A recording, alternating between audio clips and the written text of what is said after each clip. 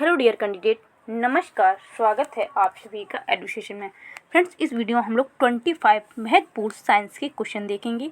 Science के अंतर्गत आपके फिजिक्स, केमिस्ट्री और बायोलॉजी के क्वेश्चन को समाहित किया गया है। तो ये सारे क्वेश्चन जो है आपके आगामी रेलवे ग्रुप डी की जो 25 क्वेश्चन पूछे जाएंगे उसमें, इसके साथ साथ अदर जो भी एग्जाम्स हैं जहाँ पर साइंस पूछी जाती है, जैसे कि यूपी SSC पेट, और इसके साथ साथ सुपर टेट में भी साइंस पूछी जाती है। तो इन सभी एग्जाम्स के लिए ये क्वेश्चन आपके महत्वपूर्ण होंगे। फर्स्ट क्वेश्चन है आपका, लिटमस अम्ल क्षार सूचक प्राप्त होता है। तो लिटमस अम्ल क्षार सूचक प्राप्त होता है, किससे होता है? जीवाणु से, लाइकेन से, विषाणु से, उपर्युक्त में से किसी से नहीं। तो यहाँ पर जो आपका सही आंसर होगा, बी नंबर ऑप्शन जो है आपका सही होगा। लिटमस जल में घुलनशील विभिन्न रंजकों के मिश्रण होता है जो थैलोफाइटा समूह के लाइकेन नामक पौधे से निकाला जाता है। जो लाइकेन है, ये थैलोफाइटा नामक समूह जो होता है उससे जो है लाइकेन प्राप्त किया जाता है। आते हैं सेकंड नंबर क्वेश्चन पर और देखते हैं। नेक्स्ट आपका क्वेश्चन है, पोलियो का वायरस शरीर में प्रवेश करता है। तो पोलियो का वायरस जो है शरीर में कैसे प्रवेश करता है? मच्छर काटने से, दूषित भोजन तथा जल से, थूक से, कुत्ते के काटने से। तो पोलियो का वायरस जो होता है ये आपका जो है दूषित भोजन तथा जल से प्रवेश करता है। पोलियो जो है एक संक्रामक रोग है और ये पोलियोमेलाइटिस नामक विषाणु से के द्वारा जो है पोलियो रोग फैलता है, पोलियोमेलाइटिस विषाणु से। नेक्स्ट क्वेश्चन है आपका, मानव शरीर में निम्नलिखित हार्मोन में से कौन सा रक्त कैल्शियम और फॉस्फेट को विनियमित करता है? तो यहाँ पर जो है आपको 4 ऑप्शंस दिए गए हैं। ग्लूकागॉन, वृद्धि हार्मोन, पैरावटू, पैराथायरॉयड हार्मोन और थायरॉक्सिन। तो यहाँ पर जो आपका सही आंसर होगा, सी नंबर ऑप्शन जो है पैरावटू, पैराथायरॉयड हार्मोन जो है ये आपका सही आंसर होगा। और आगे चलते हैं, नेक्स्ट क्वेश्चन को देखते हैं। नेक्स्ट क्वेश्चन जो है आपका, मानव शरीर में सबसे छोटी अंतःस्रावी ग्रंथि कौन है? तो सबसे छोटी जो है अंतःस्रावी ग्रंथि कौन सी है? एड्रिनल, थायराइड, पेनक्रियाज और पिट्यूटरी। तो यहाँ पर सबसे छोटी जो ग्रंथि है ये आपकी यहाँ पर सही आंसर हो जाएगा पिट्यूटरी। जो पिट्यूटरी ग्लैंड होती है ये, इसका भार 0.5 से 1 ग्राम होता है और इसे मास्टर ग्रंथि भी कहते हैं। ये जो है मस्तिष्क में उपस्थित होती है। आगे नेक्स्ट जो आपका क्वेश्चन है, आयोडीन की कमी से होता है। तो आयोडीन की कमी से निम्नलिखित में से कौन सा रोग होता है? यहाँ पर आपका जो सही आंसर होगा, सी नंबर ऑप्शन बिल्कुल करेक्ट हो जाएगा। आयोडीन की कमी से जो है घेंघा रोग होता है। आगे नेक्स्ट जो क्वेश्चन है, कौन सा हार्मोन लड़ो और उड़ो हार्मोन कहलाता है? यहाँ पर जो है 4 ऑप्शन दिए गए हैं, इंसुलिन, एड्रीनलिन, एस्ट्रोजन, ऑक्सीटोसिन। तो आपका जो सही आंसर होगा यहाँ पर बी नंबर ऑप्शन जो है आपका बिल्कुल सही हो जाएगा, एड्रीनलिन। और यह एड्रीनल ग्लैंड जो होती है उससे स्रावित होता है। आगे नेक्स्ट है, WBC का बनना और RBC का विनाश होता है। तो WBC का बनना और RBC का विनाश जो है कहाँ पर होता है? लसिका ग्रंथि में, प्लीहा में, पेनक्रियाज में, यकृत में है। यहाँ पर जो आपका सही आंसर होगा, प्लीहा में जो है WBC का बनना और RBC का जो है विनाश होता है। और यहाँ पर जो है RBC की बात की जाए तो RBC का जो है 120 दिन तक इसका जीवन काल होता है। आगे नेक्स्ट क्वेश्चन जो है आपका है, नेक्स्ट क्वेश्चन है, प्लाज्मा में जल का प्रतिशत होता है 60%, 70%, 80%, 90%। तो यहाँ पर जो सही आंसर होगा, डी नंबर ऑप्शन 90%। प्लाज्मा में जल का जो प्रतिशत होता है 90 से 91% तक लगभग होता है और शेष जो है 8 से 9% जो होता है वो कार्बनिक और अकार्बनिक पदार्थ होते हैं। अगर यदि कुल ब्लड की बात की जाए तो कुल ब्लड में प्लाज्मा 55% होता है, लेकिन प्लाज्मा में जल की बात की जाए तो इसमें जल 90% होता है। आगे नेक्स्ट क्वेश्चन है, खाद्य पदार्थों के परिरक्षण के लिए प्रयोग में लाया जाने वाला रसायन है। तो खाद्य पदार्थों के परिरक्षण में जो प्रयोग के लिए रसायन यूज होता है वो कौन सा होता है? तो यहाँ पर आपको 4 ऑप्शंस दिए हैं। इनमें से आपका जो सही आंसर होगा, sodium benzoate. C number option जो है आपका बिल्कुल सही हो जाएगा, सोडियम बेंजोएट। सोडियम बेंजोएट का जो फॉर्मूला होता है Na C7H5O2, ये इसका जो है फॉर्मूला होता है सोडियम बेंजोएट का। नेक्स्ट क्वेश्चन देखते हैं। नेक्स्ट क्वेश्चन जो है, CNG है। तो CNG क्या है? Compressed natural gas, Cyanogen natural gas, condensed nitrogen gas, control natural gas. तो CNG का जो सही आंसर क्या होगा, तो यहाँ पर जो है ए नंबर ऑप्शन आपका बिल्कुल करेक्ट हो जाएगा।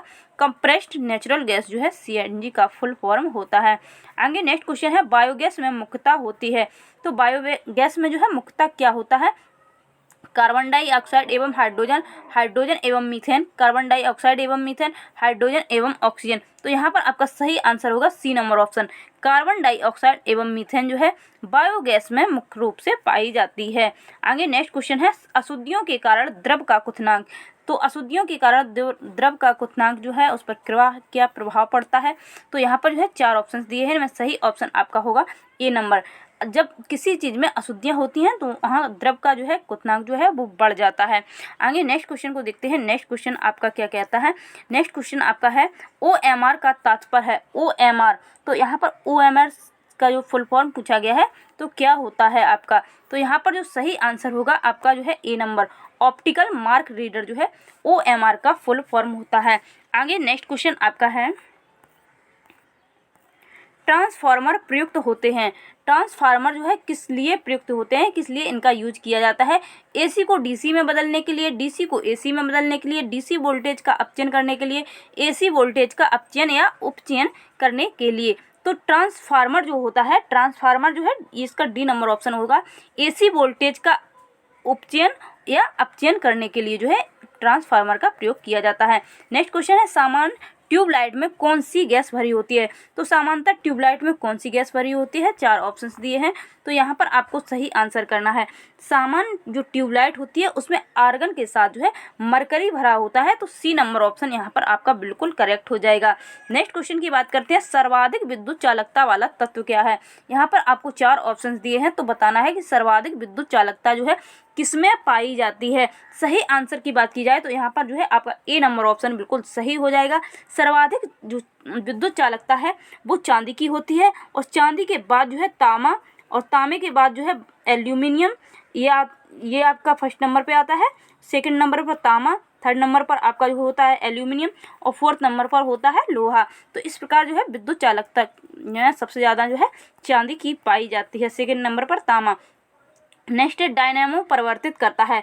तो डायनेमो परिवर्तित करता है उच्च वोल्टेज को निम्न वोल्टेज में, विद्युत ऊर्जा को यांत्रिक ऊर्जा में, यांत्रिक ऊर्जा को विद्युत ऊर्जा में, निम्न वोल्टेज को उच्च वोल्टेज में। तो यहाँ पर जो आपका सही आंसर होगा सी नंबर ऑप्शन जो है यांत्रिक ऊर्जा को विद्युत ऊर्जा में परिवर्तित करता है। सी नंबर ऑप्शन आपका बिल्कुल करेक्ट हो जाएगा।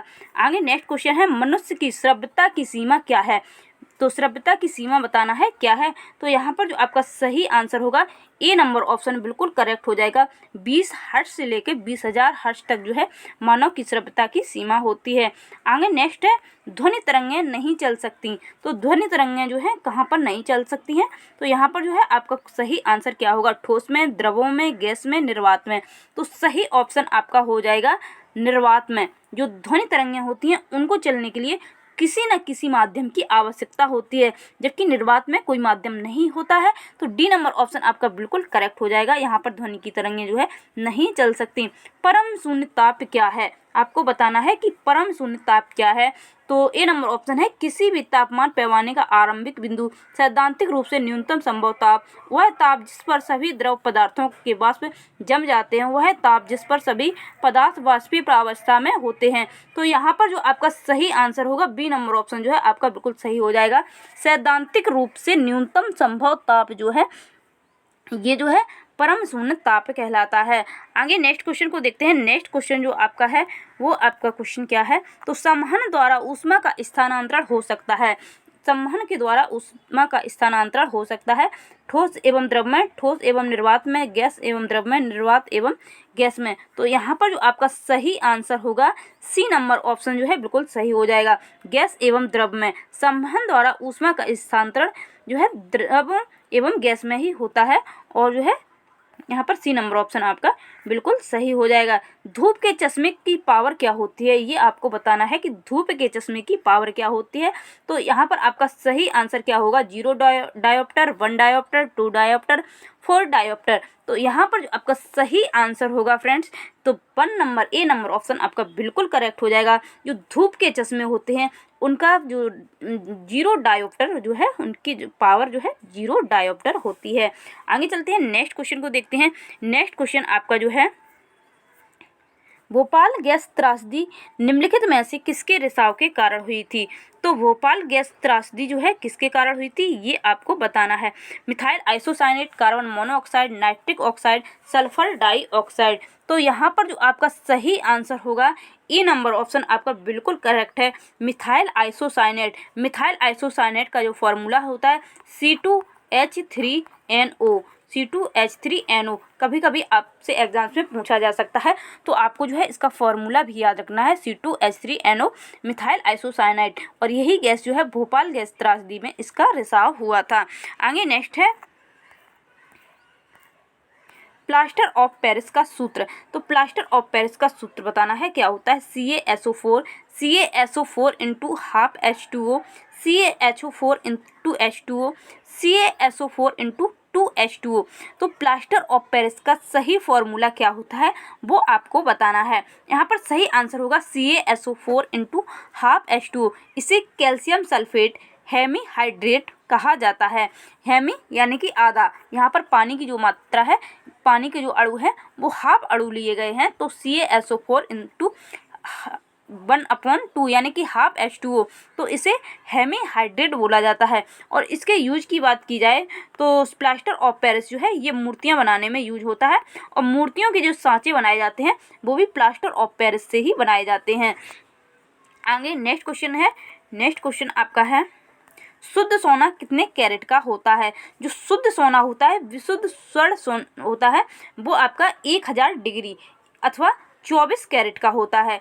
यदि डिग्री पूछी जाए तो 1000 डिग्री बताएंगे आप, और यदि जो है सिर्फ जो है इसका कैरेट पूछा जाए तो कैरेट जो होता है वो 24 कैरेट का होता है। तो बी नंबर ऑप्शन जो है आपका बिल्कुल करेक्ट हो जाएगा। तो फ्रेंड्स इस प्रकार से यहाँ पर जो है आपके 25 क्वेश्चन आपके साइंस के हो गए कंप्लीट। और ये क्वेश्चन जो है इसमें फिजिक्स के, केमिस्ट्री के और बायोलॉजी के तीनों विज्ञान के क्वेश्चन जो है समाहित किए गए हैं। तो आपका जो है कितना स्कोर रहा फ्रेंड्स? इसी प्रकार के जो क्वेश्चन हैं आपके ग्रुप डी की जो परीक्षा है उसमें पूछे जाएंगे। इसके साथ साथ जो भी आपके एग्जाम्स हैं जहाँ पर भी जो साइंस पूछी जाती है तो उन सभी परीक्षाओं में इसी प्रकार के क्वेश्चन आपके पूछे जाएंगे। तो फ्रेंड्स वीडियो अच्छी लगी हो तो वीडियो को लाइक, चैनल को सब्सक्राइब और वीडियो को ज़्यादा से ज़्यादा शेयर जरूर करें। Thank you.